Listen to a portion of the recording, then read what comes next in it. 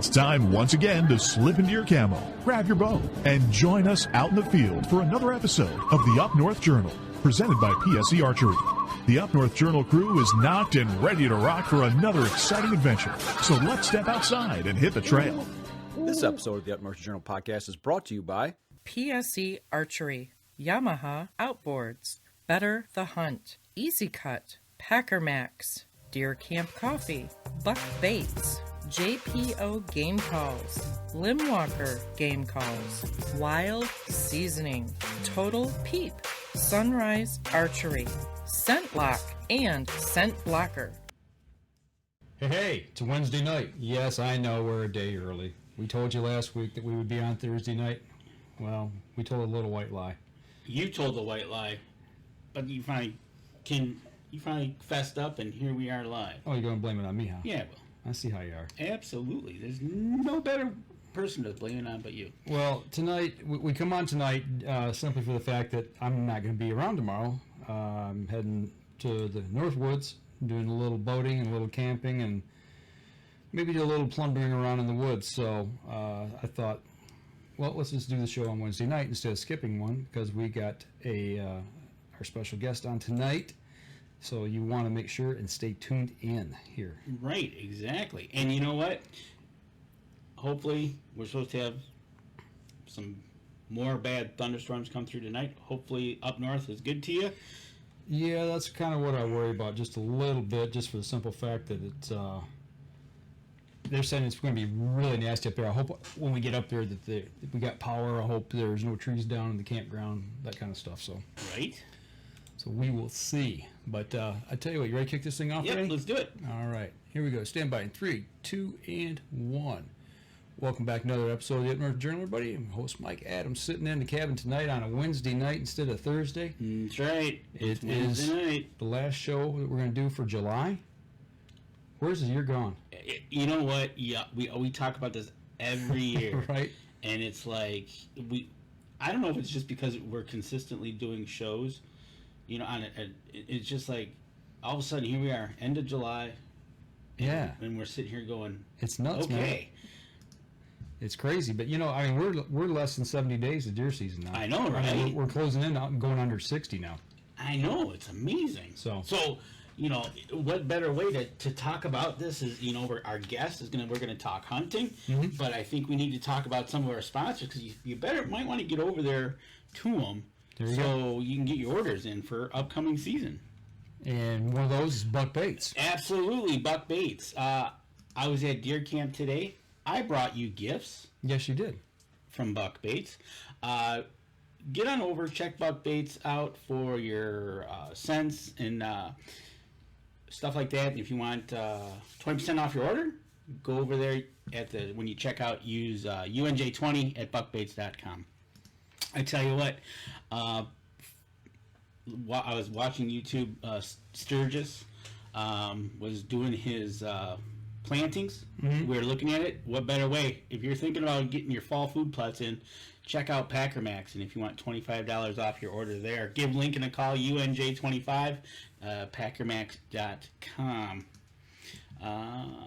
JPO Game Calls, we're getting close. You need that grunt tube. The Omni series, great thing to look at. We're going to get him back on here in a few weeks to talk about the Omni series and the deer calls that he has. So if you want 10% off your order, go over there to jpogamecalls.com and get 10% off your order. Use the promo code UNJ10. I tell you, we are in the prime of barbecuing season. And what better way is wild seasoning. Get over there, UNJ 2021, get 10% off your order when you check out at wildseasoning.com.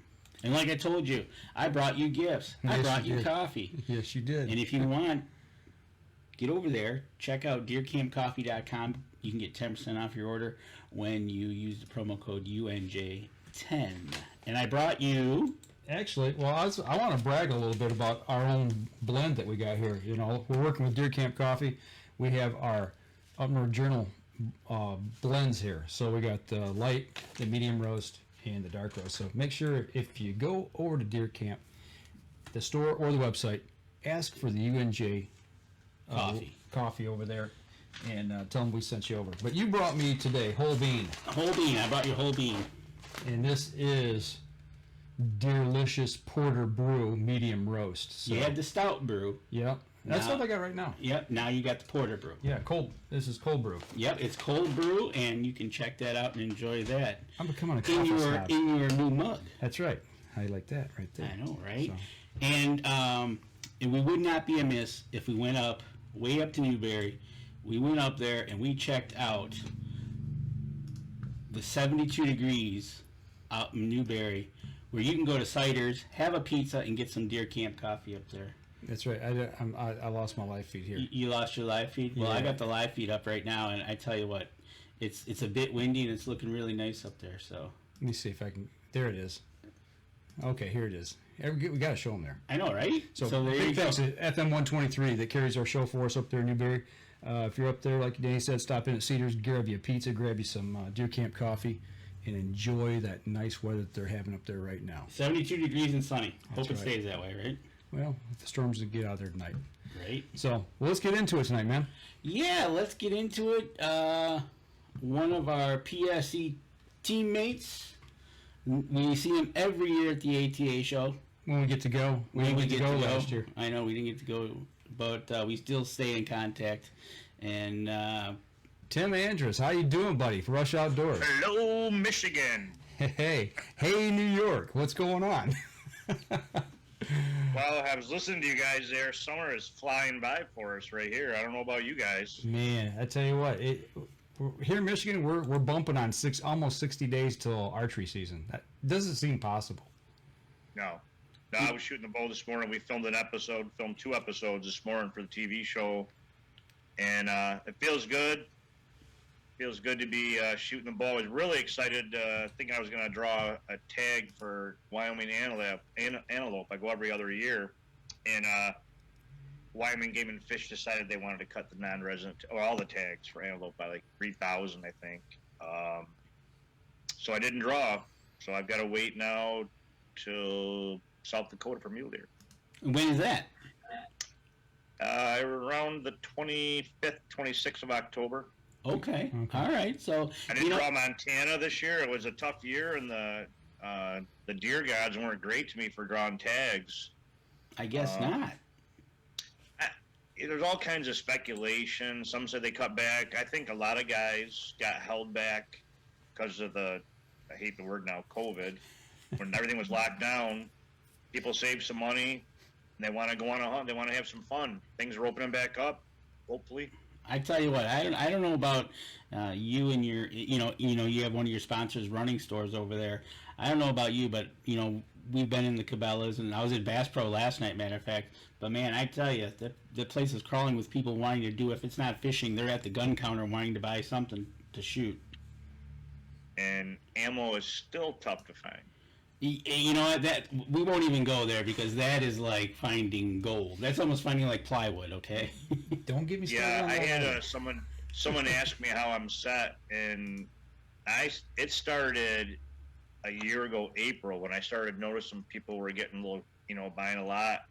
So last fall when I was out west, anytime I saw a box of rifle ammo for my Creedmoor, I bought a box, and I've got 7 boxes of shells, so I'm good.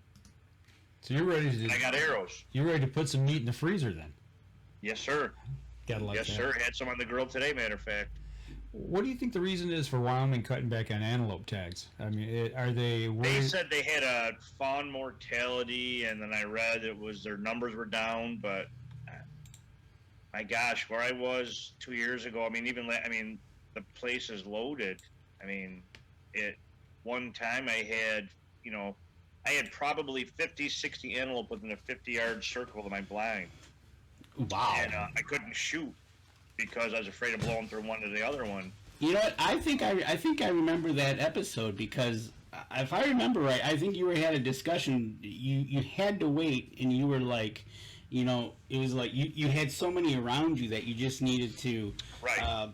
wait. And it's one of those things, like you said, when you're shooting that close between animals, you don't need to puncture 2 of them. No, not at all. The year used to go every other year. The first time I shot my first one, it was like 10 o'clock on the first day. The last time, it was 2 o'clock. Now, my friend owns a ranch there. His buddy, Karen, was with them. She was getting the sightseeing tour. And Dan kept on, looking down at his phone, looking at his phone. She goes, expecting a hot date. He goes, I can't believe Tim hasn't texted me. And it wasn't like, because I wasn't seeing anything. I just couldn't do anything. That many antelope on me. So I don't understand it, how that goes. I don't want to get all in the politics of it all. But it is what it is. You're going to make do with it. Yep. And then when I didn't draw Montana for my rifle hunt, I have a great place to hunt there. I was like, you have to scramble. So I'm not sure if you know, in South Dakota, it's split pretty much down the middle, the Missouri River. Mm-hmm. And they have what they call a West River tag and an East River tag on archery and for rifle. And you can purchase a East River, West River archery tag, you can separately archery. So I've got one of each. So I'm going to be doing good 2 weeks in South Dakota. Kind of like that. At the end of October. Yeah, I'm going to go just north of Phillip, where the Badlands is there, about an hour and a half north of Phillip. Well, not hour and a half north of Badland Park for Mule Deer, where I shot that one last year. And then I leave there and go to Wyoming and hunt north of Hewlett, where I have for the last year 7, I think. Yeah. Cool. And then I go back to South Dakota, and then I'm not sure what I'm going to do. I might plan one more hunt later on. But the last couple of years, I've been on the road for 30, 35 days, and day 30 comes, and you're wore out. Well, they call it a sport, but it takes a mental toll on you. You're out there day in, day out in the weather, or you're traveling, and I don't care. It's the mental aspect of it is a huge one when you're trying to outsmart them, because it's hunting, it's not catching. And you want to be, believe it or not, it's nice to wake up in your own bed and sit on your own couch, have a cup of coffee in the morning, and think, what am I going to do today? I'm going to take a break. Yeah, just sit back, take it easy. And I try to keep it fun, because Karen goes with me. I mean, she retired to be a year and a half, 2 years now. So between each hunt, or after each hunt, I would plan a day or two of just nothing. We'll pick a place, and I said I'll let her go, do whatever she wants to go see something. Because, she gets cooped up, whether she's sitting in an Airbnb or a cabin or a hotel room. She doesn't go out because it was a cold winter or a cold fall last year for hunting for me. A lot of bad weather. The first hunt in Montana, third Saturday was their opening day of rifle, and the wind chill was 8 below. Ooh, been there, done that. That takes a lot out of you. It's just, whether you're sitting there with a cold rifle or you're sitting there with your bow and trying not to move. And I was in a pop-up blind in an alfalfa field, and the good news is I only hunted an hour and 20 minutes. The deer were on their feet early. It was coming down hard, and believe it, I had a hard time figuring out who was who with the snow coming down and blowing. And then it let up, and I'd seen a really bigger one 2 nights prior, just glassing, and you don't know what the weather's going to do. And I'm like, this buck looks beautiful where he is, and I'm like, you know what? Boom. And it was over. It's over. Speaking of that, you talked about archery. Being on Team PSE with us, what are you shooting this year? I am shooting the EVL 34. Nice. How you liking it? Love it. Love it. I was just shooting this morning, matter of fact.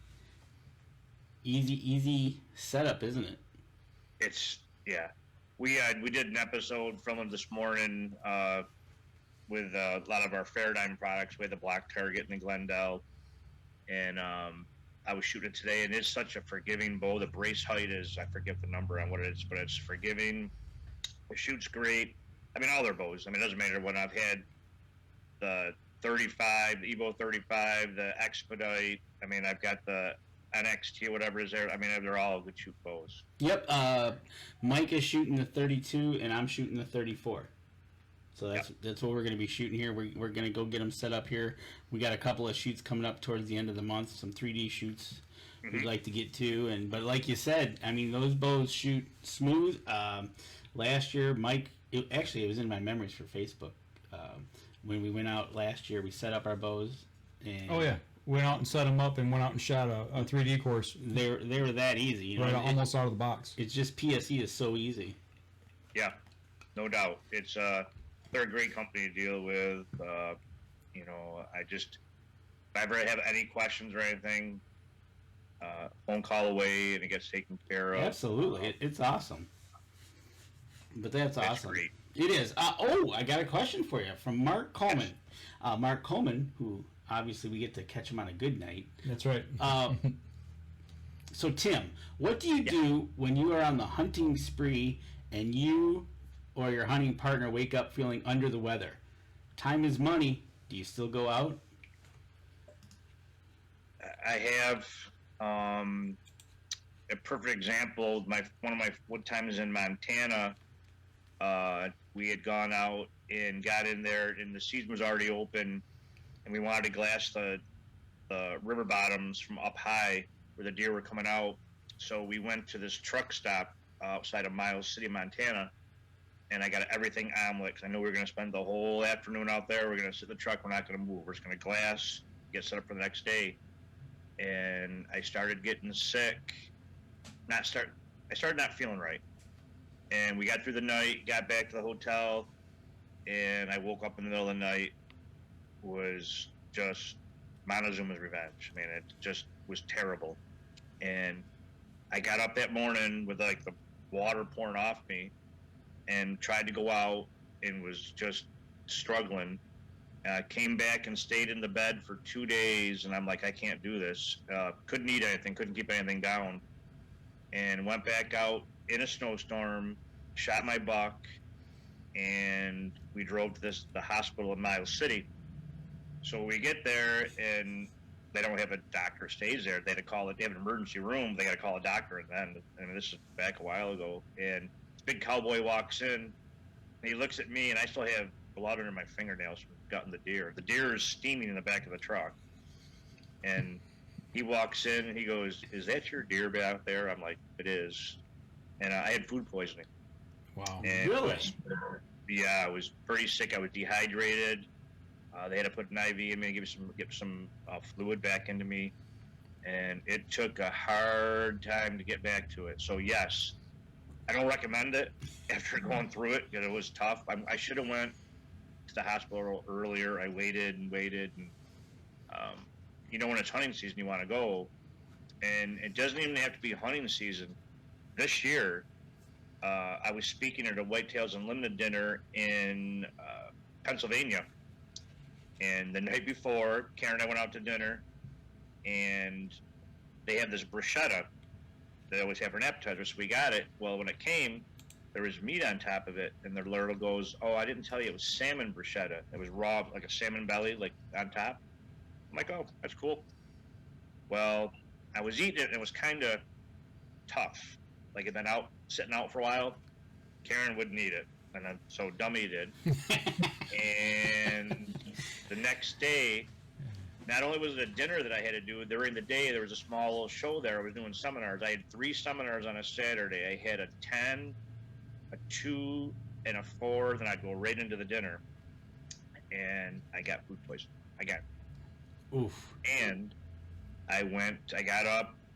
I mean, my poor body had been run through a ringer. Had gone in, got it to a Walmart and bought, I forget the name of it is now, for everything. It basically locks, it's like not Pepto-Bismol, but I took like double the dose, which wasn't smart. Don't recommend that. But I stopped being sick, and I went and did my seminar. The one seminar, the girl could see I was not feeling good, and I said, I think I have food poisoning. Went back to the hotel room and laid down and slept it was only about a 10-minute ride. Slept an hour and a half, got up and felt a little bit better, ate a couple of saltine crackers, a little bit of water, held it down, went back and did my 2 seminars and did the dinner. And about 9 o'clock at night, I had some food that was left over there. And bounce back. It wasn't a bad case, but it was enough that it was rough. You know, speaking of that, you're talking about food poisoning. Lately, a friend of ours and Mark Coleman says, "Sorry to bring up bad memories." Right? It's fine. I got the sun. I'm trying to get the glare up here. I'm trying to get the sun setting right here on the lake right here. And if you guys can see that, well, you're not gonna be able to see out the window there. We can see it shining on lake. you. We can see it shining on you. Have you run into issues with ticks? Thankfully, no. Knock on wood. I see T-Bone, Travis Turner from Bone Yep. Collector. Yeah. That's one of the examples I was referring to. That he was ended up in the hospital and he couldn't do one of the Yeah. events. Yeah, I texted him that night when I saw it on Facebook. I texted him, and we were going back and forth. He said it's all good, and there's no joke. I've only had one bad time with ticks, and that was down in Missouri, turkey hunting years ago, and I'd had the stuff you sprayed on the pant legs, and I had the boots and all that, and thought everything was good. And came in from the hunt, was hopping in the shower, and I'm like, what the heck? I had like 3 of them on me. Oh wow. Yeah, that's the only bad time Okay. I've had. Yeah. I was there in Michigan. Well, T-Bone had it.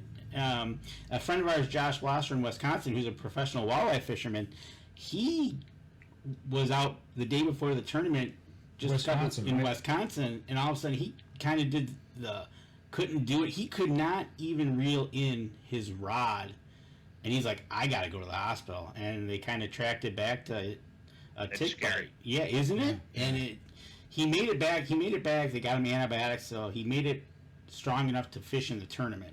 But I just wanted to, because I know you're going all around like that. But here in Michigan, yeah, they're bad. They had a real bad summer. Yeah, a friend of ours up north, she walked through a field. She had like 20 of them on her. So, it's just one of those things. You just got to be cognizant of it. We always, always tell everybody, check We when have you get enough back. problems in the world. We need ticks. Don't need ticks too. I know, right? Right. So we're coming up on our first break. When we come back, we'll continue our talk with Tim and see how his TV show's doing. All right, we're going to take a step outside. We'll be right back after this. I'm gonna try to cut this glare down here if I can. Go All ahead. right, go ahead. Yeah. Tom Ginsel. What's that? No, you go ahead. Tom Ginsel, back to the crossbow. He got his shoulder replaced. Hopefully it's all better for you. Hope you can get out this season. Andy Eberhard says, hey. Oh, Mark Coleman says the trail cameras are blowing up with velvet bucks. That's a good thing. Yeah, I seen a nice velvet buck on the freeway that had been smoked. Did you really? Yeah, a real nice one. I was disappointed seeing that. I saw a nice velvet buck minutes ago. Yeah. Oh yeah, on your little camera deal there. All right, we'll wait for him to get back. Right there. Yeah, that's a dandy. He's a mainframe 9 with stickers. Probably going to be a 12. Gotta like that. Right? All righty. All right. Here we go. He's back with us. He's getting hydrated. All good. You saw it. Yeah. All right, here we go. 3, 2, and 1. Welcome back. Second segment of the show. We're sitting here talking about hunting. We're talking about things that ail us out in the woods and ticks and food poisoning and all kinds of stuff. There's nothing worse than being sick or under the weather when you're out hunting or fishing. But I want to take a quick step back on that about staying in. Have you ever let weather keep you in? I mean, because you're on time crunch, you've got to get these shows knocked out. I mean, if it's just pouring down rain, you just call it a day and just If stay I'm in a in. blind, it all depends on what kind of hunt I'm doing too. If I'm going to be in a blind, because first off, cameras and rain don't mix. Right? So I'm not going to fry my camera. But if I'm in a blind, I have a backpack on there. And if it's a soft rain, even when I'm turkey hunting, I like a soft rain, especially when it stops. Mm-hmm. Bow hunting can be tough if you got a heavy rain, because if you have the blood trail, you can, it makes it tough. Right. Snow doesn't bother me. But yeah, I've been snowed in. I think I had this talk at a seminar I was doing. I think I've been snowed in 7 times on hunts over the Really? years. Okay. Yeah. You know, that's one of those things that weather gets you. And speaking of events, we were talking earlier about event. You got one coming up this Saturday at the Kinzera Deer Camp? Yeah, Kinzera. Yeah, it's a little town in northern Pennsylvania for Whitetails Unlimited. Clyde D. Hart puts it on. It's a great. I do a lot of them. I have a great bunch of fun with them people. I mean, supporting Second Amendment rights. They're out there having fun, talking deer hunting, talking any kind of hunting, and you get a chance to win a gun. There you go. So anybody out in Pennsylvania, if there's tickets still available, this Saturday you can get tickets. Yes. There's going to be some walk-ins available at 4 o'clock at the Y Bar. Makes me think I'm out west, but I'm in Pennsylvania. There you go. So yeah, if you want, if you're on Facebook, you can check it out at Tim's page there, and if you're in Pennsylvania, go see him this Saturday night. Wait, we got a question here from Mark again. He said, want to know how many years have you been living his dream, out filming hunts and doing things? You're into what, your 11th season, 10th season? For Rush Outdoors, season 10 is going to run this October 1. It starts. Okay. Prior to that, I was doing stuff with Wolf Creek Productions out of Michigan with Steve Gruber and Mark Millis for Deer City USA, Outdoor America. And then prior to that, I did some stuff with the Realtree. I've been with Realtree. This is my 25th year under contract with them. Up until 3 years ago, I was doing, as Mark would say, yes, living the dream. Totally blessed. There's no other way to put it. I also had a regular job. You know that that's the struggle you face with that. When you have the regular job, you're kind of juggling. And besides Rush Outdoors, you've also got a couple other ones: Fresh Uncut and The World of Rush Outdoors. We have the website up at www. Rush Uncut's a segment of the show of the Rush Outdoors and World of Rush Outdoors that it's like a section for like the amateur videographers that I don't care if you're show your son catching or daughter catching their first fish or shooting a squirrel or you shooting a turkey or guys getting out there filming each other's hunt. You join the club and you send it into our editor Brian. He cleans it up and we usually air 1 or 2 hunts or fishing things episode. So there you go. If you go on over to rushoutdoors.com, you can check out the different things they got over there. It's a great website to go check out. And plus, if you scroll down, you can follow up. He's got... If you scroll down, you'll see season 9, 8, and 7. You can watch it right there. Yep, exactly. That's what I was going to say. Go on over season from 5 through 9 right there at 1 click away. And you can see in the video, their little teaser video from 2019, you can see... Tim himself walking up on a buck. So, I'm trying to think which one that was now. It's pretty embarrassing. I haven't been to our website a little bit. Well, I'm showing it. I take that back. I did say about a couple months ago. I said we're going to go. We're going to go through and do some updates, do a little straighten things up there. People change people's bios and stuff like that. It's always good to do that. It's better than Netflix. Way better than Netflix. It is way better than Netflix, no doubt about it. But yeah, get over there to Rush Outdoors. Check that out. You can check them out on Facebook as well. But I just wanted to show that for everybody to, go over there. Get over there, get some swag as well. But yeah, it's 25 years you've been with Realtree. It's been, you're living the dream now full time. You finally retired. You're doing it. So far, well, lately you've been out on the charters catching some fish. Yeah, I had one last week. I had the girls from Faradyne, Terry Quinn, from the marketing director of Faradyne. Faradyne's like the mother company with the overseas Rage, Muzzy, IQ, Carbon Express, Block, Glendale. They have everybody under it. So I had, and Covert Cameras. So I had Terry Quinn, marketing director, and Kimber Odell, who's under the Covert brand. They came out and we went fishing out of Henderson Harbor Friday morning and got into them really good. By 3 hours, we put in 10 Lakers and 1 brown trout in the box. 4 of the Lakers were over 15 pounds. 1 just about hit 20 pounds. It was a great morning. great morning. Yeah, we're going through those pictures right now, and I tell you what, nothing puts a smile on your face than a fresh caught fish. I tell you what. And then we got a picture of all you at the dock with your fish all loaded up there on the Moby rack. Dick Charters. If you're out in Henderson Harbor, he's booked up probably this. He's already booked for this year. Going to next. He's been doing it 30-some years. Super guy. Him and his son Tony. They're when you mentioned Rush Uncut, Moby Dick is title sponsor. Is like a sponsor of that. He has like a little clip we're going to have on that for going in season 10. That's awesome. So if you're ever out there, out in the New York area, if you're listening to the show, get on over there, check it out, find out what's going on over there, and tell you what. Well, him being from New York, Uh-oh. he's up in the cold country, kind of like we are. You do some fishing. I know when hunting season's over, you ever do any ice fishing?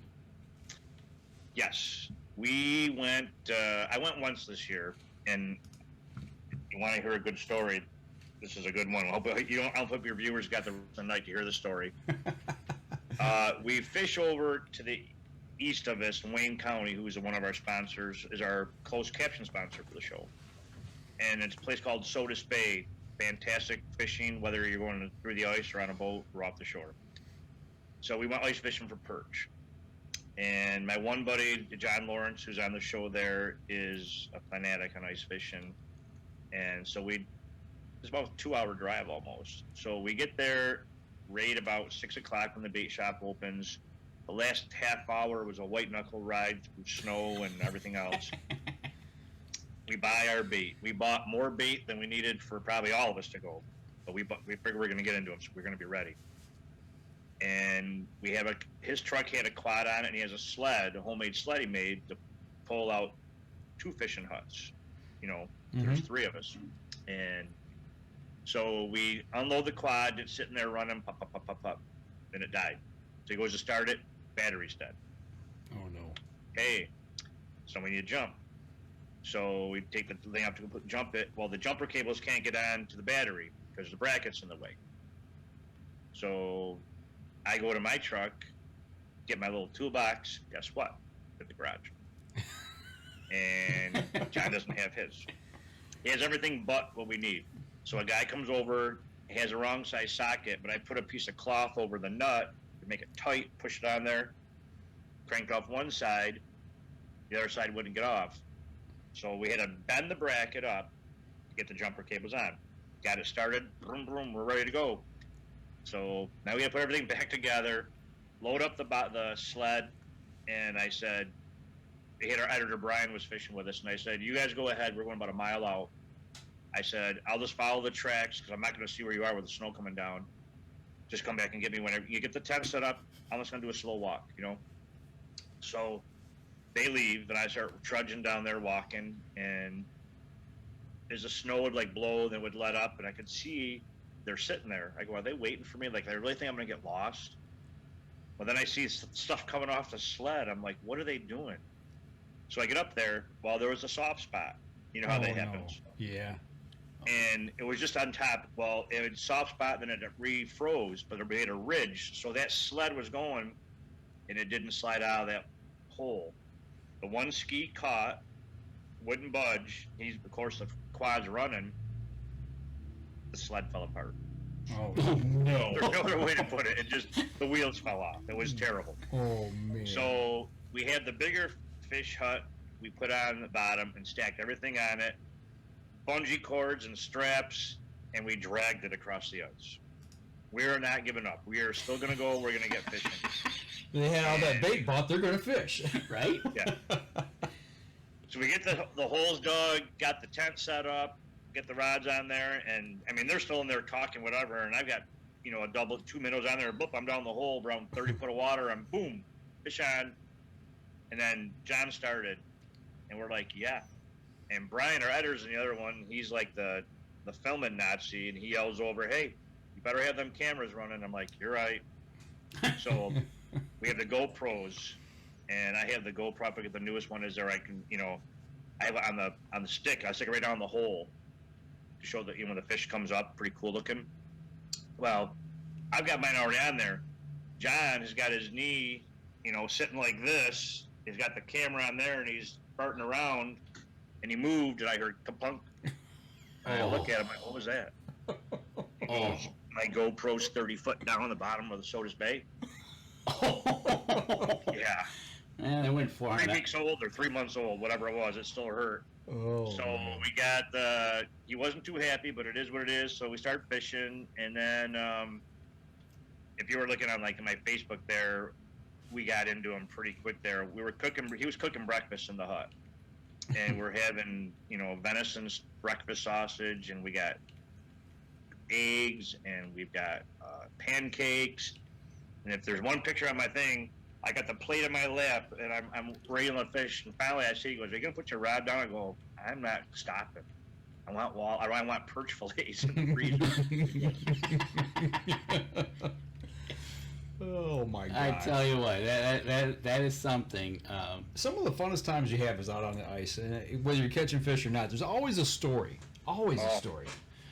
It was, and this year the fish weren't the big, like later in the season you get the big females that move in there, and we didn't get it. We were averaging like the ones around 10 inches. They were still good eaters and all that, but we didn't get into really big ones, unfortunately.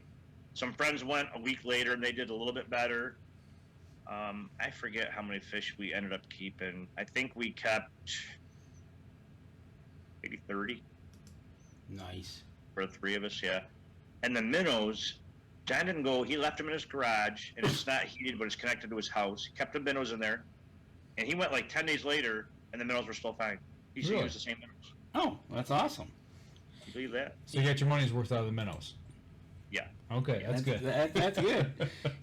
Like you said, there's always a story. In being out in the outdoors kind of guy, whether it's a fishing story, you gotta explain the story of you and this fawn that you posted about. Yeah, that was a heartbreaker. It was about this time of the night, and my neighbor to the west of me, I was, he knocked on the door and he goes, "We got a problem." I'm like, "Got a problem?"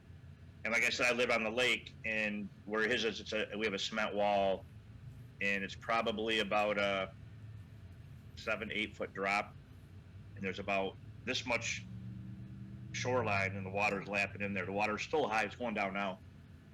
And he goes, "There's a deer on the shoreline." And I go, "What?" He goes, "I don't know what to do." He goes, "I came and got you." So I went over there, and it was a fawn. So I climbed down there and got to it, and it was trying to get up, and it started blatting.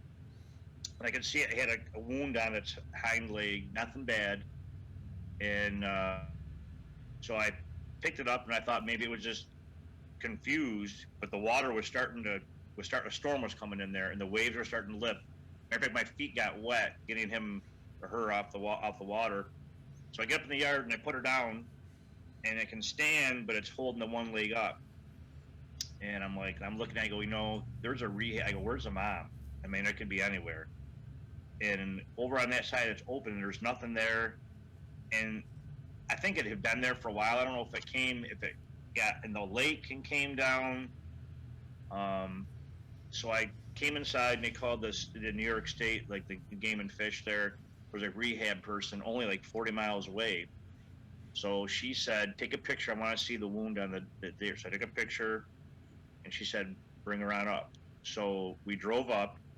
I wish I had taken a picture of it. Karen was in the back seat with the fawn next to her, just like a dog would be, just sitting there. That picture, when I'm holding it, it nuzzled under me, and I'm like, I can't do this for too long. got a soft spot here. So we get there, and she looks it over, and I said, "Any chance I can look at your other fawns?" And she said, "I try not to have that happen because the fawns know just my voice. I don't want them to get used to other people." I'm like, "I get it." She said, "I'd let you look in this next corral," and oh my God, were they cute. She had 28 fawns. It's called Fuzzy Fawn on Instagram. Fuzzy Fawn Wildlife. So I tried to make a donation. She said, "I'm good." I'm like, "You got a beautiful place there." She has like 220,000 followers on Instagram. Wow. Yeah, Fuzzy Fawn Wildlife. Great woman. Doesn't get paid. It's like she said, it's the best non-paying job she's ever had. But I saw you posted that, and I said, I got to hear the story on this one, because that is just, it's one of those things. Not every day do you see a person holding a fawn that's, you know. Oh my God, it's so cute. And at first she was blatting like she was scared, and then she calmed down, and then I had her in the garage until we got ready to go. And then when I sent her a picture in my garage, we can see in the background here, I've got 6 shoulder mounts in the garage. So I took a picture of her there, and the lady goes, well, if that didn't scare her, then nothing will. And I didn't realize that we have all the mounts against the wall there. Oh, that's funny. You know, and they say that we're cruel and evil and cold-hearted, you know, us hunters, but, you know, it just goes to show. Conservationists there are. Absolutely. You know, we put more money back into the outdoors than any other group there is, I think. Absolutely. Absolutely. Well, I tell you what, we're bumping up here on our next break, so let's go ahead. We'll take our second break. We come back, we'll continue the conversation. See. I drank my water early then. There you go. That's all right. Got All right, we'll be right back after this. Oh, it's all good, man. Mark Coleman says Tim needs to do us a favor by taking us out on the ice sometime. We'll make memories of a lifetime. I'm pretty sure the 3 of us put together. Yeah, it'll be memories, all right. Yeah, that could be trouble. Right. Well, we haven't had any good ice up here in probably 4 or 5 years. Yeah, we have to go way, way, way north to get on ice. It's And I'm not one of those first ice, best ice guys. No. I fell through the ice as a kid, checking my on a trap line. Yeah. Went through the ice, came down, went below, and when I kicked off the bottom, my head hit the hard ice. I moved down from where the hole was. No kidding. Oof. Yeah. And if that doesn't scare you, I can stand on my tippy toes to get the water level like right here. So I got a little phobia about being on ice. So I wanted 8-9 inches and we had 10 inches on it. Yeah, I totally get it. It's one of those things, man. Yeah. I'm not one of those first ice, best ice, and last ice. Those guys go out 3 inches. I know, right? Well, we went out to the river, Saginaw River, and it was 9 degrees, and I mean it was making ice that day. But the guy, we were out walleye fishing, and you know I'm checking ice as I'm going out, and there's a guy sitting in the middle of the river, and I get about maybe a third way out, you know, towards the middle, and you know we're sitting on 3.5, and I'm like, man, you know, I put my chair down, and I'm sitting there on the ice, I'm jigging through the hole, and all of a sudden, you know, when it's making ice, it pops. Right. Well, the ice cracked, and I'm watching. I can hear it coming, and that crack went right through my hole, right between my legs. Done. I'm gone. You want to talk about pucker factor? You couldn't have drove a pine needle up my butt with a sledgehammer. I mean, it gets your attention. But there's guys sitting in the middle of the river, sitting on 2.5, 3 inches, you know, and they're catching fish, and I'm like, I'm good. It's not worth it. No. I couldn't enjoy myself. No, it scared me to death, and that's the last time I did that. I mean, I'm like you. I want 7-8 inches of good ice. I was going to ask you, how do you get people like? I mean, I don't even know what your area for your podcast. How far does it go? Yes, I was going to ask you earlier. Yeah, yes, it goes all over the world. So, really? Oh yeah, we got a good following out of Texas. Good, actually, believe it or not, even out of California. That's kind of scary. Really? Yeah. Ontario, you know, up in Canada is good. Obviously, Michigan, Indiana, Ohio. We got some people in the UK. We got one gentleman in Australia. But yeah, that's neat. It is neat. It's one of those things that when we do this, it's one of those you're not limited to. And then when we have guys on, such as yourself or ladies, when we have them on, it's just, you know, it opens up just the whole entire world to us. It's so cool. So I never knew. Like I said, there's no way you can gauge what the viewership is or anything. Well, we got gauges that. Oh yeah, we can look it up and kind of do get our metrics, but you know, to get a true reading, you know, I mean, it's at best a guess. Well, last year, we reached out to over 800,000 people for the year. So yeah, we're hoping. Yeah, speaking of that. We get the Nielsen's for the TV show when we're on we run the Pursuit channel the second quarter, so it's April, May, June. Last April, not this April, last April when everything was locked down, our numbers went. Yep, that's the way ours was last year. That's why we pulled it. Did 60,000, a little over 60,000 a week on 2 episodes a week for viewership. Nice. You know, and that's one of the things.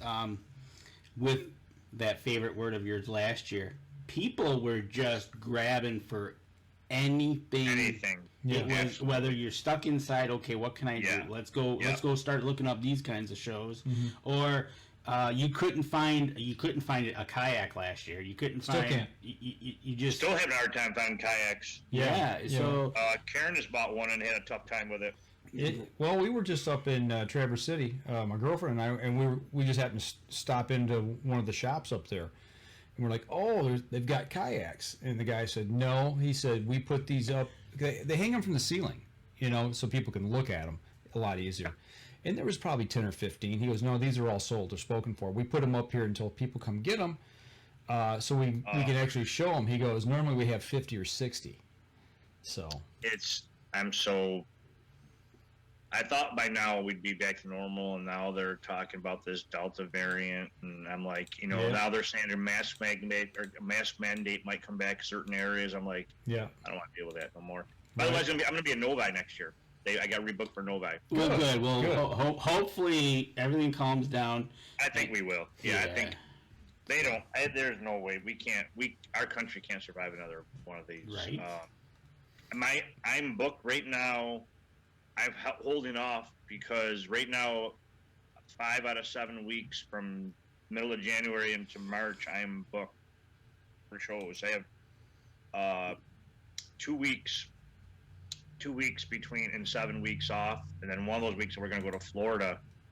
And Karen goes, "How many more are you going to do?" And I'm like, "I'm going to make hay while it's here." But I got in a new area. I'm going to be in Duluth, Minnesota, across Wisconsin, Novi, here in New York, and then up in Vermont. Nice. Absolutely. All right. Well, I'll tell you, I got a question I want to ask here when we'll start the third segment here. So stand by. 3, 2, and 1. Welcome back. Third segment of the show.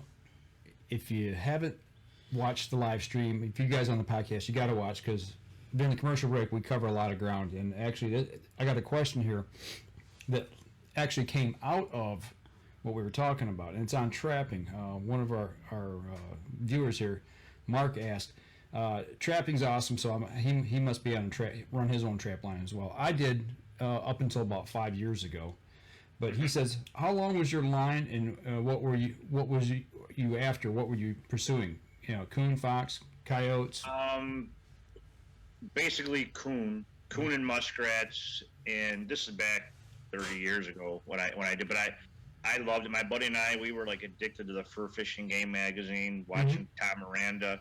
Right. But we mainly did coon and fox were really big then. Were a big ticket item. But it is something, and it doesn't happen. We have one of our guys in Jersey still traps, and we do a little segment on the TV show on trapping. And then my other buddy, John Lawrence, who's on the show, lives about where I do. I did a food plot with him not too long ago. He's taking his trapping license. He's going to do it with his son. Okay. Well, that's another great aspect of being in the outdoors, right? Look at that. He's going to take his son, do some trapping, something to do in the outdoors. Him and his daughter, they go everywhere with them in the woods. Yep. Everywhere. You get those kids out there, get them outside. They are 100%. He sent me a picture yesterday or 2 days ago. Sophia shot a woodchuck in their garden.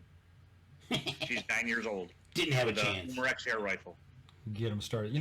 It's funny. We talk about trapping. This wasn't planned. This question kind of came up. And just so happens, I've got the Fur Harvesters Auction price guide for the fur sale, the results from July 19th through the 23rd in U.S. dollars. And I was actually shocked at some of the prices here. I won't take up too much time on this, but muskrat averaged $5 a pelt. Red fox averaged $4.76 a pelt. Terrible. That's for the central red fox. Western brought $11, Northern brought $10, Easterns brought $14, almost $15 average. But I don't understand what the big difference is between those different areas, unless it's just the thickness and quality of the fur. But $4.76. The guard hairs, maybe. And it's funny, the Eastern being higher than the Western. Yeah. That one kind of shocked me. When I was trapping, reds were getting $50-$60 a piece. Yeah. Yeah, I remember those days. I was shocked when you said the muskrat prices, $5 a piece. Yeah, that was high, I thought. For especially everything being down. I mean, mind you, my buddy and I started this when we were in high school. Uh-huh. And we ran probably for the rats, probably 30 conibears. Mm-hmm. My favorite set, I mean, we got it off for a fishing game. That was like the Bible. Right. We had like a 2x12 that we'd scuffed out in the middle there and put down like a 2-1 jumps in there and put some apples on it, slid it out into this one pond. It was the best. It was money, huh? We went so far. I think some of the times we had on the trap line. Now, mind you, we would do this before school. He was 3 blocks away. I lived on the edge of town. I'd go to his house, and we'd get on his dirt bike, and we'd ride out, and we'd check our traps. And if we had something how the morning was going, we'd sometimes reset them. Sometimes we would just say we'd come back. We'd come back there, lay the animals out in the basement, kind of brush out if there's any mud on it, so they dry. Go home, shower, go to school, come back out, and one would sit and do the skinning, and one would go out and reset the traps. Sometimes we did what we had, but coons back then were getting $20-25 a piece. We were the one year we averaged 4 coons a day for 10 days straight. That's good money back then. Oh, that's big money. Big money. Especially compared to now. We were going to be on the cover for a fishing game. Right? That's just something you don't see anymore. So, Mark, these kids. that trapping is a lot of people look at badly. It's something that needs to be done like hunting. I mean, you've got to keep the animals in check. And all the outdoorsmen, whatever, you should never bash another group because we're all in this together. I mean, that's my opinion.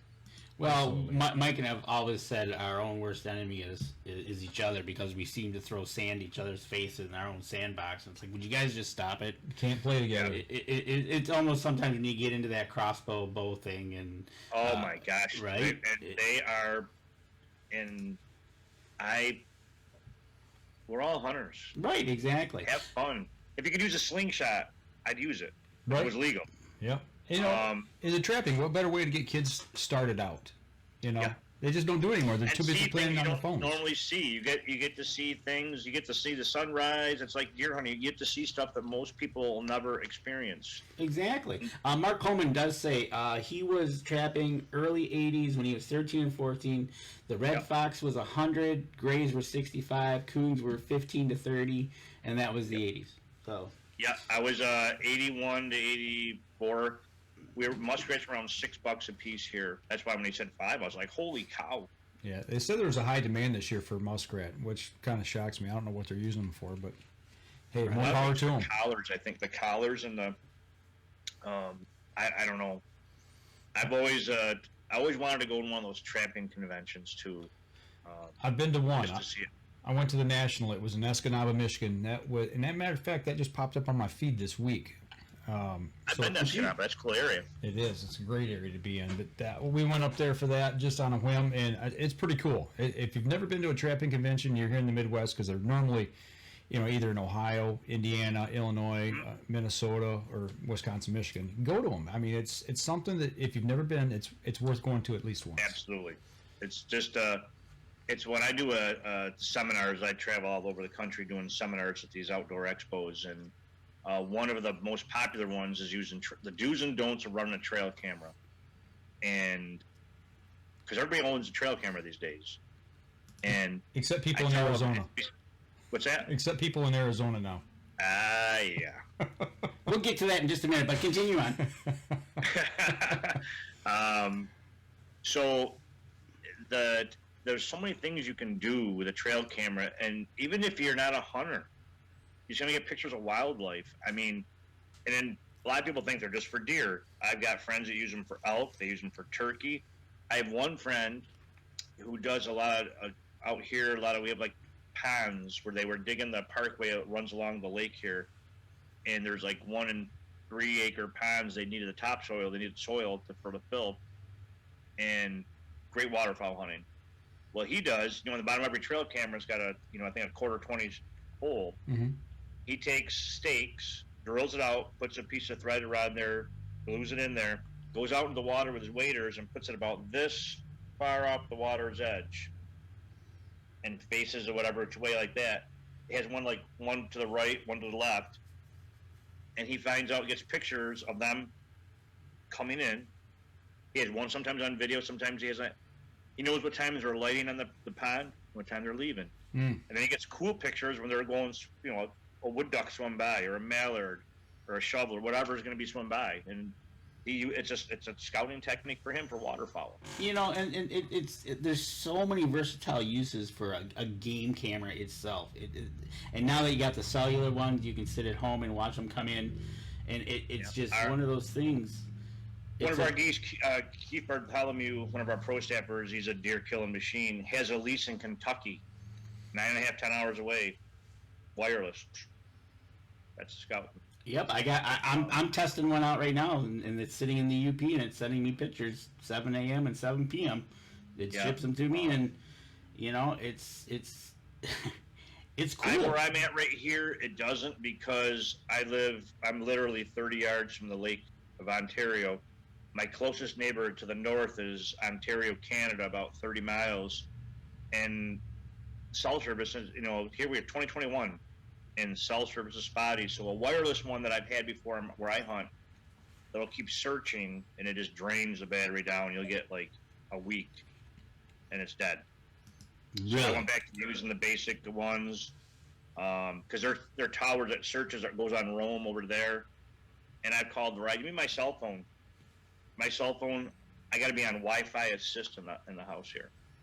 Yeah, I get that now that you mentioned it. Well, it's just like the UP. Well, when I go down and when we head towards Detroit or get close to Detroit, my phone will start to jump if I get close enough to the river itself, because just across the river is Windsor there. But we'll be sitting here at night watching TV. My phone will ding, and I'll look at it, and it's from Verizon. Welcome to Canada. I'm like, I'm right here. Karen's like, where are you going? We got that. The same thing happened to us. We were out paddling. We went to Turnip Rock this last week, and we're Port Austin, which is at the tip of the thumb here in Michigan, which is not near Canada. But all of a sudden, Nancy's phone started saying, "Welcome to Canada," and I'm like, "We're 50, 60 miles away," but it must be the way the cell tower was arranged because of the water. I don't know, but for whatever reason, it picked up Canada. That's crazy. What do you want to know about trail cameras in Arizona? What do you want to talk about? So we got to get your opinion, because you've been out west hunting, and I'm probably about 100% guaranteed the people you work with out there use trail cameras to kind of let you know what's out there. But so in Arizona, they started banning them because one of the reasons they said was the conflict between hunters over trail cameras. Interesting, I thought. But your take on that banning cameras because of such things like hunter interactions between, what's your take on that? Well, I don't sometimes understand that kind of old stuff. I mean, certain states like Montana, you cannot run a trail camera during the hunting season. You can use it up prior to the I think their archery is September 1. I get that. I get, some of the terminology they're using is that they say, like, say you have your wireless, right? So you say you're up in the UP and you're turkey hunting. I don't think I have turkeys in the UP. I'm pretty sure they do. But they do. You're up there turkey hunting, right? And your phone goes off, and you look, and out in the field where your camera is there's a longbeard. You can work your way over and get that longbeard. That's what they're saying. That's their reasoning, that it makes it unfair. They use the same thing with like flying. Like in Alaska, the day you fly into Alaska to bear camp or to hunt Dall sheep or whatever, you cannot hunt that day. Because if you're flying in and you look down and you see a 60-inch bull moose standing, 2 miles from your cabin, he's off limits to the next day. But I sometimes I don't know. So they say it violates fair chase, and it also they say it threatens the future of the sport. Kind of wordy. Well, I mean, believe it or not, there's guys out there. old school and young school hunters, and everybody's got opinions. I mean, everybody's got their own idea, the way they were raised, the way they were hunting. Michigan, perfect example. New York State, I can't put out any kind of bait. I can have a food plot. Michigan, you can have, it used to be a lot, now you gotta have, I think, a 5-gallon bucket or whatever for your bait. Ohio, you can bait. I mean, there's all these different states, and then you've got some states down south where they run deer with dogs. Like we do beagles for rabbits. They run deer, though. It's a tradition. It's the area, it's the, whatever the area is. And so people bash it. I remember when New York State, we only can hunt crossbow the last 2 weeks archery season. And the New York State bow hunters are a strong group, and they're fighting hard. And you got the crossbow guys, and I get asked this all the time, and people get pretty wound up over it. And I don't want to get in the middle of it. I go, listen, we're all hunters. We're all hunters. We have to stick together. Like I said earlier, if you can use a slingshot and it was legal, I would use it. I have to get a slingshot sponsor. But the point I was going to say is when longbow hunters were having it, when compound bows came out, the older guys, I know the hunting industry went crazy. Compound bows, oh my God, they're going to shoot all the deer. Blah, blah, blah, blah. Well, in Ohio, crossbow's been legal for I don't know how long. And they shoot probably 8. All the guys in Ohio are going to hate me for that. They probably shoot 8 deer over 200 inches every year minimum in Ohio. It's not the caliber of the whatever hunting you're using. It's the game practices, how your DNR, game and fish set the seasons, in my opinion, on how your deer herd's going to go. Because a lot of states you can shoot one buck. You shoot your one buck, whether it's bow or gun, rifle, muzzle, or whatever, you're done. Right. So if you're looking for a big one, you're going to be picky. Gives a chance for the deer to grow. That's Ohio. Kansas is that way. A lot of them. New York, we can shoot a couple bucks. I'm not sure what Michigan is. Two. You can shoot 2 bucks, depending on where you are in the state. Your first buck could be anything over 3 inches. Your second buck might be a 3-point on one side or a 4-point on one side for your second buck. Okay. It's or you can use both tags for does. Yeah. So and that's one of the other things is just wondering, because when you go out and you've been out there and everybody's starting to use these things, I think you're right that really how they present it really hurts them. Hey, we're having conflict of hunters. Okay, I get it. But could you kind of at least give me some data where you've got this? Because you telling me we have conflict between hunters over game cameras, it's kind of wishy-washy. I don't see it. Well, a lot of it, what I was reading on it is like it's a lot of public land out there, or federal land they're hunting on. So there's a water hole, and a water hole will have 10 trail cameras on it. Can you imagine that going up there and you got you got all these trail cameras sitting on the same water hole? Well, that's it, right? So I mean, that's and there's some aspects now that's public land. Now you got to get into is it public, private? Well, in this case, they just did it across the board. There's a lot of people upset that, hey, I want to use a camera on my private land.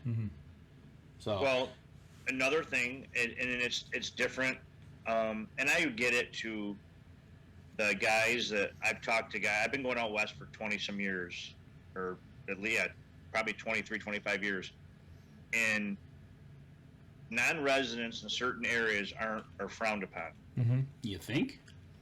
Because a lot of them come in there, a lot of guys come in there and lease up ground and blah, blah, blah. But the other businesses look at it, they bring revenue. Yep. And then if you're hunting public land, it's, you say you live in South Dakota, and I'm coming from out east, drive to South Dakota for early archery, for mule deer and all that. They got to be so crazy that they fought. And I'm not sure how the works. I hunt private land out there. If you buy an over-the-counter archery tag, like a West River tag in South Dakota, the first 2 weeks go to residents. Non-resident can't hunt on public land. It's passed 2 years ago now. which is kind of, I get it, but I also look at it, and I'm not going to get an argument. It's federal land. It's all our land. So, I don't know. Right? Well, that's the thing. I just want to just ask your opinion, because you kind of bounce around different states and get these different opinions. And now this came out just this year, so it's going to be enacted for this year, I think, coming up fall. Yeah. So it's like one of those things. It's so, okay, now you got to deal with it. I think that just the way they went about it was kind of, they weren't presenting data as much as they were just saying, this happens and this happens. Yeah, I don't know. I don't know what the right word is. It's just a lot of infighting, and I hate seeing it. And then politics get involved, and then it gets really. And what does that all boil down to? Money. Yeah. Oh, I mean, the tag that we mentioned Montana earlier, and I think it's still that way. You cannot use, like, I use nocturnal, lighted nock. For filming, you can see where the arrow, if you're filming or not, you're going to see where the arrow is going. If you make the shot, it's a video, and you can review your footage. You can find your arrow. Smell your arrow. Does it have the smell of guts on it? Is it, dark red like a liver shot or whatever? They're illegal in Montana. I think they changed that this past year, maybe, that now you can use them on your arrows. I think Wisconsin you couldn't use on your site. Lighted site. Yeah. So I'll tell you, we're bumping up here on our next break, so hang on to that thought, and we'll continue the conversation. I'm gonna let the golden retriever out. You do that. Okay. All right, we're gonna step outside. We'll be right back after this. All right, last segment of the show, talking with Tim. Mark, you're still on. Good. Glad you didn't give us TMI this week. The last 2 weeks. Good. Thank you.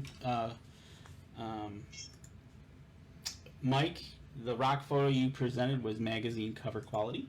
Thank you. I have fun taking pictures out there when we're kayaking. I've started playing around with using some different things out there on the water. Actually, I just use my cell phone. That's what? The cameras nowadays on the phones have gotten so good. Mm-hmm. It's just it's amazing how that works, because you get you go out and buy those expensive cameras, the TSIs, the Canons, the Rebels. You sit there and boom, look at this is off my phone. Look how quality that is. Yeah. Well, this is the iPhone 12 Pro Max, and I can't say enough good about it. I mean, I popped for the extra money for the bigger camera, or the better camera in it, and it's fabulous. It takes as good as pictures are better than what I can do with my Canon. So right. And Mark Coleman, you said that the bucks are popping up in velvet on your camera. Matter of fact, Mike, go ahead and throw this one up. This showed up in my backyard at 4 o'clock this afternoon. There you go. So he paid me a visit. I haven't seen him all year, and he decided to show up today. So right now he's a mainframe 9, and with binoculars he's got enough probably junk to make him a 12. There you go. So, and by the way, just put on there free pass. So, and I just got another picture from my daughter that he came back and he had a 6-point with him. Okay. So there you go. You're right. They are popping. I haven't seen them all year. Yeah, all bachelored up in big bachelor groups. We got a report from our camp that first batch of groups are starting to hang around now. They're at camp, so Yep. or on the property. So I think the times are changing for the year. Mm-hmm. The bucks are starting to. The fawning thing is over. Mm-hmm. The bucks are starting to. I think they're getting that movement on, because they're going to start to harden up their bone in the next month or so. So Right. they just want to kind of start getting moved. Like I said, I haven't seen him all year, and he just showed up. So nothing better than some eye candy while you're having dinner. there you go. Not gonna lie, it's just one of those things. It's amazing, and he looks young. I kind of studied him a little bit, and I bet you he's all of maybe 2.5. Yeah. He's a young guy, and he's got Give him another year or two. right. See what he does. So, but yeah, so with that being said, Mark Coleman, you've got 8 cameras out. We've got 8 cameras out up at our property, and it just, we can't be there to see it. So what I'll do over Labor Day is I'll get out there, pull the cards, Yep. Do your thing. go through them. The one camera that I do have that's on the cellular, I've seen bear and I've seen does. So no coyotes yet, which is surprising. Wolves? Not yet. Not on this camera. So Okay. we'll see. I'm gonna get one more camera, cellular camera, to put in another field that should show us some good stuff. All right. All Is that right. too bright with the light coming down, guys? Let me turn that back off. No, you're good there. No, you're fine there. My dog has decided to go play with the neighbors and her dog, so All she right. might bark in a minute when they let her back in, but I'll wait. Okay, all right. Go start. Well, I tell you what, we've run a little bit long here, so we won't keep you too much longer here. We'll try to run this one about 10 minutes or so. Oh, there she is. Okay, well, go grab her. She's like, I had enough of that. Nothing like getting the family pets involved on the show as well. Gotta like Hey, that. if it isn't pets, it's the kids. That's right. Turkeys, all the hens, the little nuggets are following them around. Yeah, when I've seen turkeys out in the fields, they got the little ones with them, and I seen speaking of that, one of the farms over there had a bunch of geese in the field. Yeah. It was just like, September 1st. All right. Let's see here. Where Oh. is she? Oh, making her debut. Nice. My golden's just turned 2 years old. Gracie's 8. I hope mine settles down. Everybody tells me it takes a couple years for him to settle down. Good luck. Thanks. Actually, it's my daughter's we had dog, so two. she'll take it. We had 2 of them. Karen's. I got to get one light off out there. That's really bright. I'm sorry. Go Oh, ahead. no problem. Gotta love commercial breaks. Right? There you go. See, We had Karen had this Karen's dog. She had English cream, which is Gracie. Then we had the red one is Callie. Callie had to get put down. Her had the hip dysplasia. Yep. yeah. Gracie's 8, and she's just a goofball. A loving dog. She's just a goofball. Yeah, I think that's what ours is. Ours is just a big goof. I call her Dum Dum. I mean, she's just a big goofball. But and I gotta say thank you too. I mean, it's nice when you got a guest that knows the camera and actually was like, let me turn the light off. Got a little glare here. You can tell he's had to do this a time or two, or reshoot something. I did one in Saskatchewan, and this is going to be the first one I ever did, and it was this year. I'm not a big Zoom guy. I never used it, and now I got to use it more and more. Actually, to tell you the truth, with Zoom, we were using Skype before, and since we switched over to Zoom, it's been pretty rock solid so far.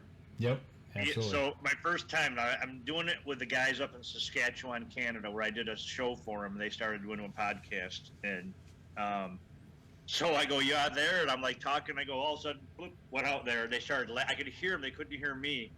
And I'm trying to figure out what to do here on the computer, and I'm going, what the heck? So when this one came on there, I opened up and I'm like, it's Karen's computer, because I never use my laptop. I do everything on my phone now. So mine's already set up. She would just use mine. So when I opened it up there, is that update, now? And I'm like, no. And before I went a thing, boop, it went. I'm like, She waited too long. Oh no. We've been there. Trust us. We've been minutes from a show. Yeah, you're gonna update now. Yeah, we've had to start firing equipment up at like 30 minutes to an hour ahead of time just to make sure we get everything fired up and working. And time-wise, I'm good. Karen's in the falls with at her daughter's house for the night. Okay, so, cool. I mean, don't feel unless you guys gotta do something. You're not holding me up. Nah. All right, here we go. Stand by in 3, 2, and 1. Welcome back, last segment of the show. You guys that are on the podcast, if you want to see a golden retriever, you've got to watch the refeed of the show on Making her debut. That's right. So We do have a question for you, Tim. What's that? What is the worst / best bad habit you have given up? Given up? I think I've gained them. I don't know if I've given any up.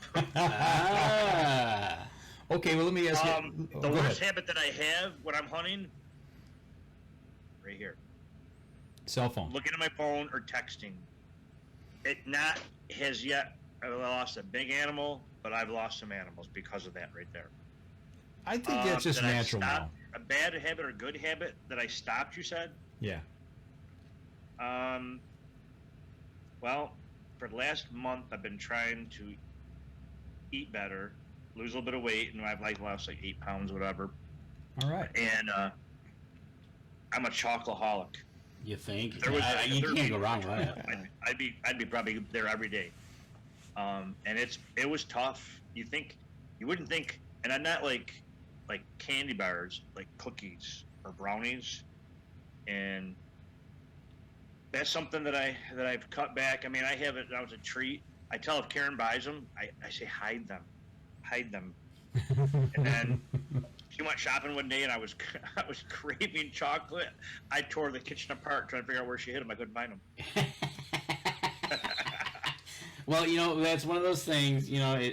Karen seems to be looking out for you. I wish you would have been there tonight because it would have been fun to get her side of the story of when she's, you're out doing your thing and she's doing her thing, and Yeah, we got to get her take on this one of these days. Well, we'll do that sometime. She is a breath of fresh air. There's no other way to put it. She's a sweetheart.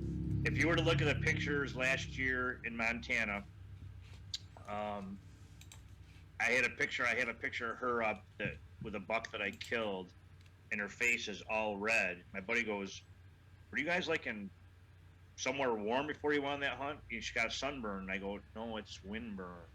Oh, man. She's out there, and I have an old towel. I have a big towel, like a bath towel, in my truck, and I lay it down the ground, and she gets on the ground, take pictures with a DSLR, and she's a trooper, but she will not skin it or cut it up. She draws a lot. She hasn't gone over that yet, but It never will happen. She told me. she will be your photographer though. She's my photographer. She's my everything. I mean, there's no way to put it. She is. I mean, we go on the road. Last year we drove out, left here, Western New York. I drove to St. Cloud, Minnesota for a runnings grand opening. Did that. Went right to Montana from there. Returned back to South Dakota where I didn't shoot one with a bow, and went back again and shot the mule deer with a bow. Left there, went to Wyoming, shot a buck. Left there, went to Nebraska, and didn't shoot anything there, and came home, and it was 35 or 36 days on the road. And we were talking earlier, day 30 hits. I don't care who you are, how you do it, you're tired. You wore out. You're just. I don't want to.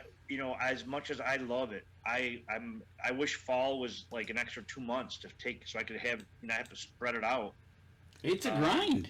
It becomes that grind, especially the way you And do then it. you put a little more on it. I mean, for the TV show, I got to produce. Mm-hmm.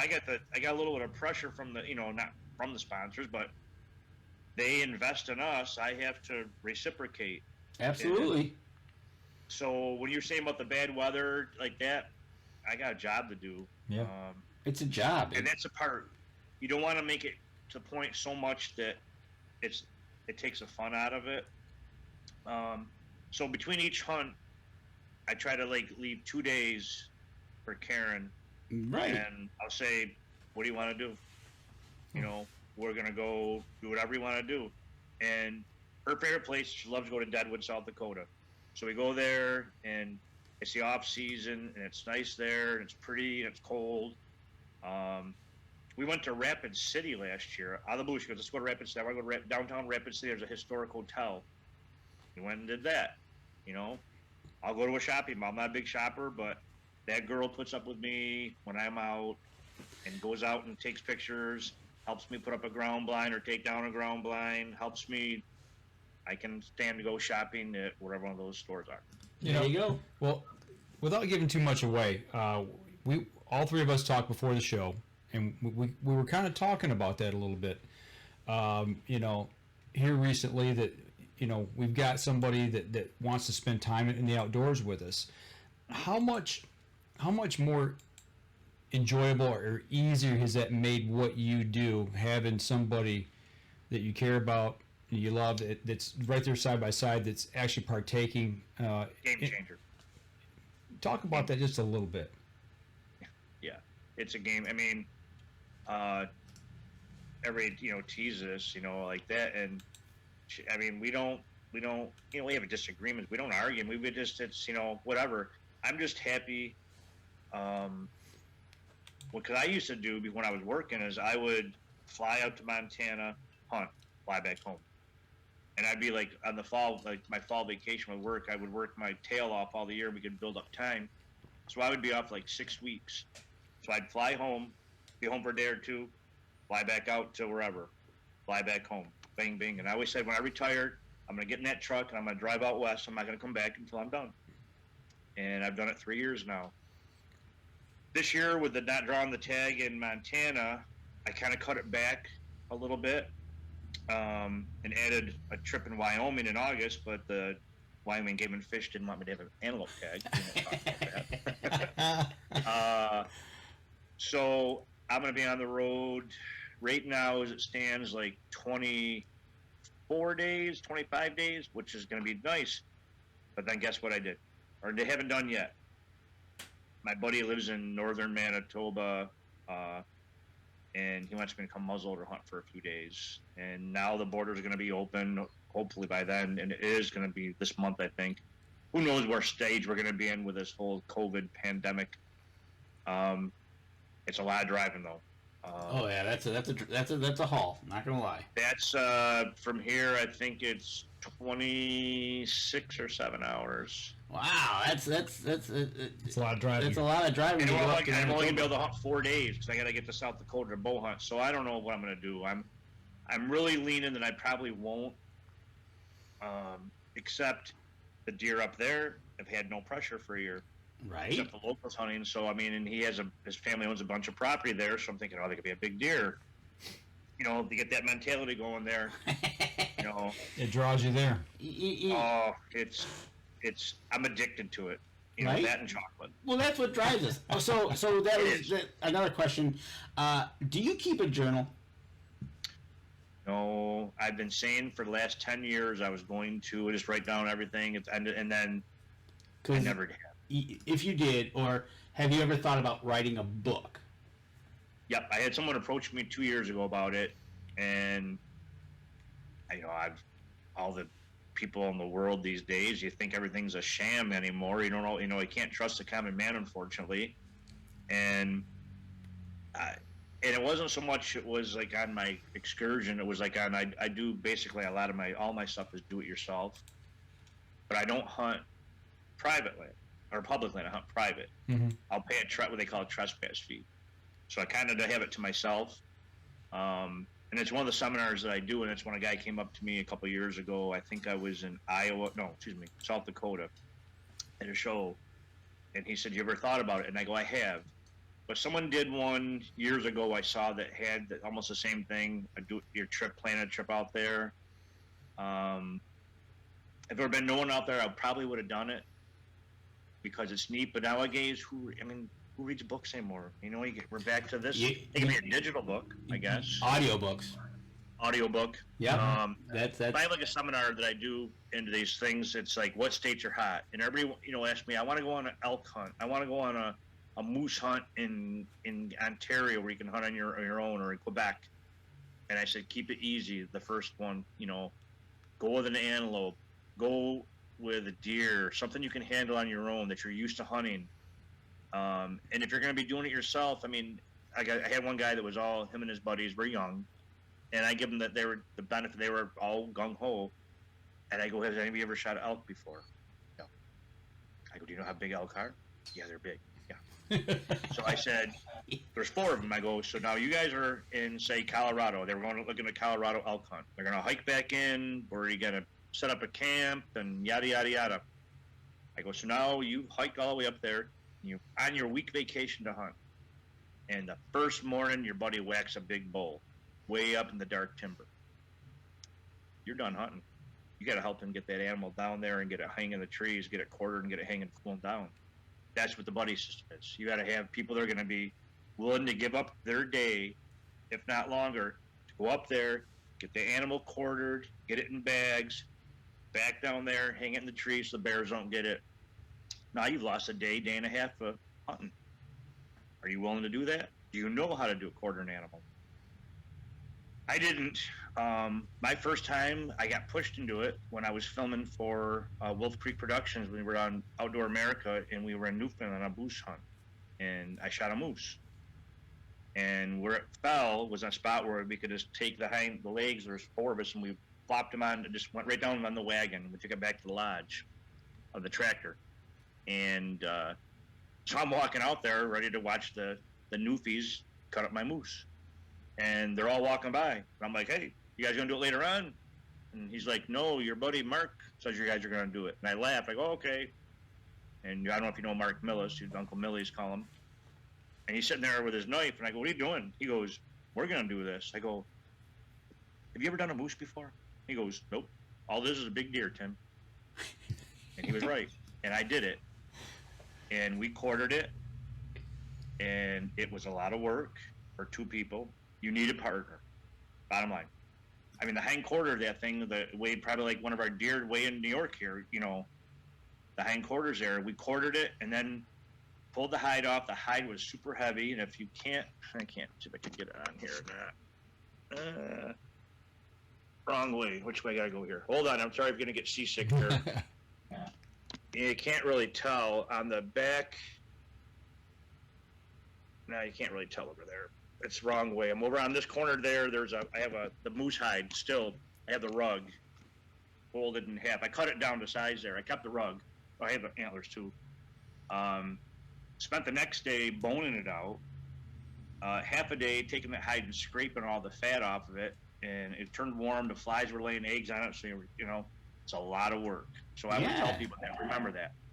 It's one of those things. It's like you said. You better have the buddy system and plan things out because, like you said, the size of an elk, a moose, and if you've never done it before, where you're going to be, you just can't walk to the trail, throw it on the 4-wheeler, zip it out. Yeah. Right, and like in Colorado and probably Montana, they have wranglers you can hire to go up there and bring your animal off the mountain for you with pack horses. That's money well spent. Right. Now. Right. Exactly. So it's like it comes down to it, and all the experience. If you have a bad experience, it's not going to take the fun out of it. I tell everybody, if you're first time out west, I mean, unless you're an avid bow hunter, you want to hunt. I mean, use a rifle, especially if you have to talk your wife, your girlfriend, whoever, that you're going to go out and shoot on a deer hunt. The same deer you got walking behind your house, that's a whitetail. Take your rifle so you get a kill. Enjoy that. It doesn't have to be a monster. It's your first trip out west. You outsmarted him on his ground. Come home happy. Then up your game a little bit. There you go. Work up to it, right? Yep.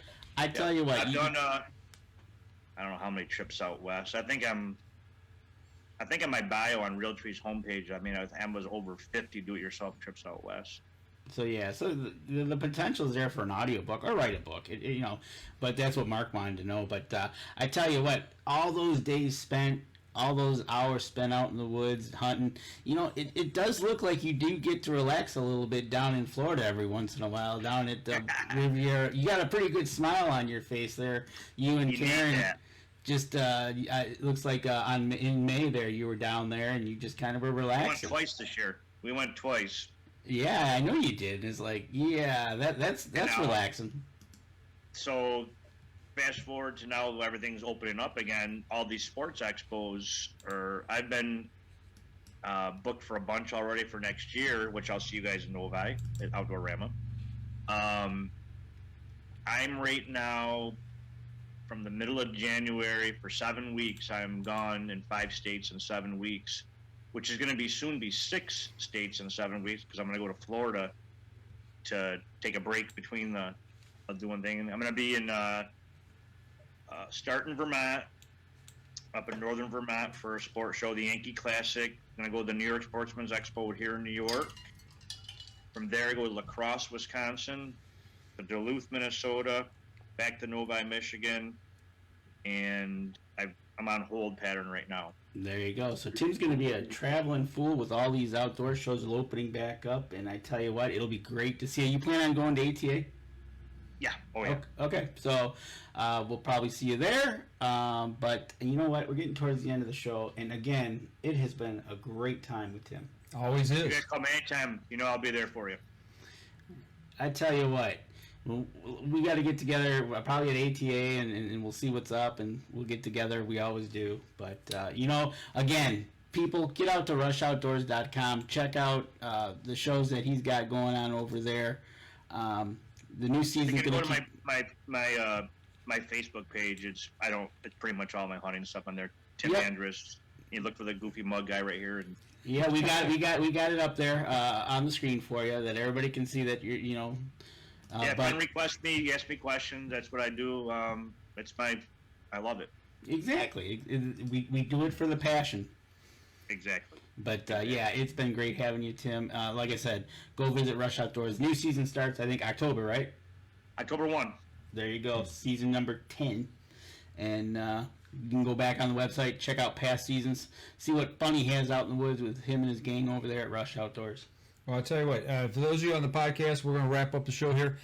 Tim, hang on with us here after we get done.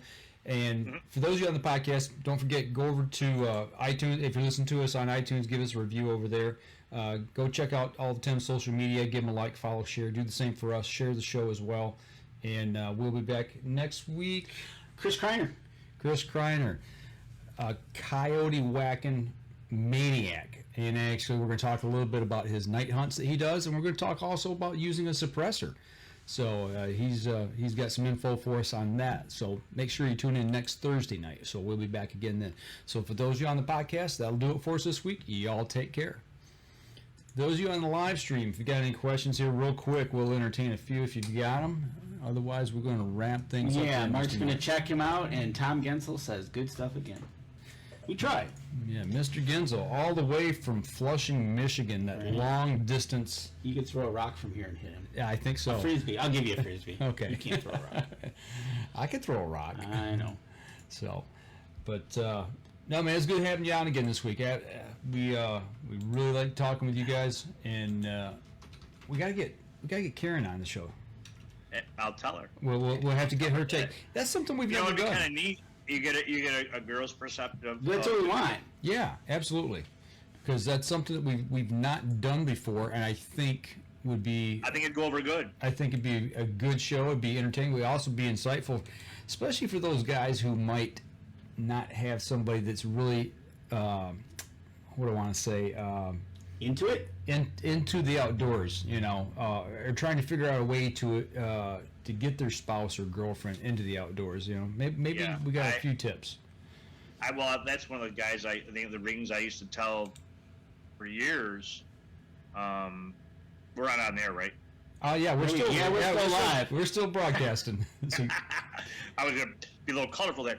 I always tell guys, like I said, I want to go like that. I go, listen, if you're really serious about it, you take your significant other, your girlfriend, your wife, whoever, daughter, and I said, it's an extra vacation. Started out small, get them used to seeing different things they don't see back home. Right. That's the part that's good. Karen had never been to Wyoming or Montana when we first went out there. Fell in love with it. Now she's in love with South Dakota. There you go. That's why I'm going to be in South Dakota twice this year. There you go. Question? What's your favorite PSE bow of all time? EVL 34. Oh, the newest one right now. Right, that's the one I was shooting this morning. I tell you what, every time you think they can't get better, they get better. Yeah, they get. I have to say the other one is my Expedite. It's a fire cat. It's a fast bow. You better be on your A games. It's a lower brace height. But it's good. They're all good. I mean, I'm very happy with PSC. I mean, especially now. I used to have to get it in black because they didn't come. Now they come in. You can get them in real tree. Yep. So I'm very happy about that. Exactly. Nice. So cool. I think that we can wrap up the live show. I think. All right, yeah, hang on with just a minute, Tim. We'll chat right after the show here. But that'll do it for us this week, folks. Just like we told everybody in the podcast, give us like, follow, share, do the same for Rush Outdoors and Tim on their social media pages as well. And make sure you tune in next Thursday night, 7:30. Thursday, Chris Kreiner. We'll have Chris Kreiner on. if the internet plays nice, obviously. You never can tell. But that's who we got scheduled, and we'll be talking some night coyote hunting, and we'll be talking about using suppressors out in the field for hunting, because it's not just for coyotes. So that'll do it for us this week, folks. Y'all take care. We'll see you all again next week. Thanks, guys. Yep, thank you.